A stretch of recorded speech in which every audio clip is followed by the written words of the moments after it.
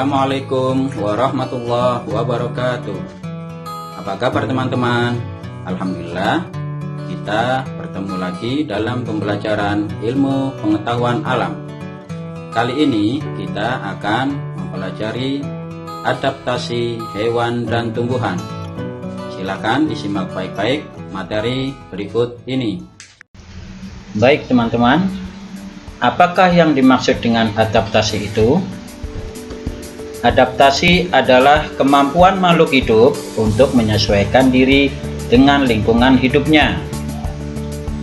Adaptasi dibagi menjadi 3 macam. Yang pertama adalah adaptasi morfologi, adaptasi fisiologi, dan adaptasi tingkah laku.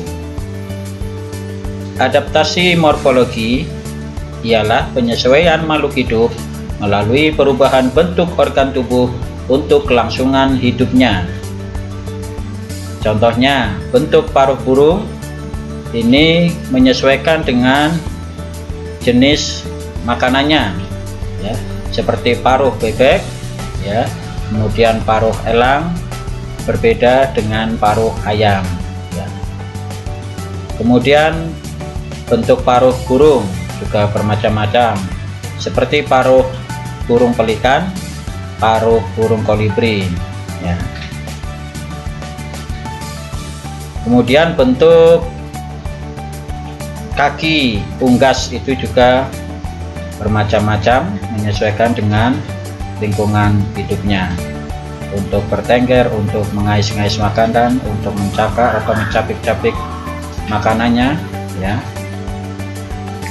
Kemudian bentuk mulut serangga, ya, ada berbagai tipe, ya, seperti belalang fungsinya untuk menggigit, lalat untuk menjilat, kupu-kupu memiliki mulut penghisap, dan nyamuk untuk menusuk. Kemudian adaptasi morfologi pada tumbuhan, misalnya tumbuhan hidrofit, yaitu yang habitatnya di air, berdaun lebar dan tipis, punya lapisan kutikula yang tipis dan mudah ditembus air, contohnya tanaman teratai. Kemudian tumbuhan xerofit, yaitu tumbuhan yang hidup di daerah sedikit air, berdaun tebal dan berduri untuk mengurangi penguapan, memiliki lapisan lilin tebal, contohnya tanaman kaktus. Yang kedua adalah adaptasi fisiologi, yaitu penyesuaian makhluk hidup melalui fungsi kerja organ-organ tubuh untuk bisa bertahan hidup. Contohnya teman-teman sekalian, misalnya sistem pencernaan khusus pada hewan ruminansia, ya, memiliki pencernaan dan enzim khusus, ya, untuk mencerna rumput-rumputan yang selnya berdinding selulosa. Kemudian adaptasi fisiologi pada tumbuhan yang menghasilkan madu, ya. Tumbuhan berbunga yang penyerbukannya memerlukan bantuan serangga biasanya akan menghasilkan madu untuk menarik perhatian serangga. Jenis adaptasi yang ketiga adalah adaptasi tingkah laku, yaitu penyesuaian tingkah laku makhluk hidup terhadap lingkungan tempat hidupnya. Contohnya teman-teman bisa lihat pada perubahan warna kulit hewan seperti bunglon, ya, menyesuaikan dengan tempat ia tinggal, yang disebut dengan mimikri. Hal ini untuk menghindar dari pemangsanya. Kemudian cicak, ya, cicak itu melakukan autotomi untuk mengecoh pemangsa untuk perhatiannya supaya beralih kepada ekor yang terputus tadi. Kemudian ada tingkah laku yang disebut hibernasi, ya. Hibernasi adalah tidur panjang pada musim dingin, ya, misalnya landak, ya, tikus, kemudian beruang.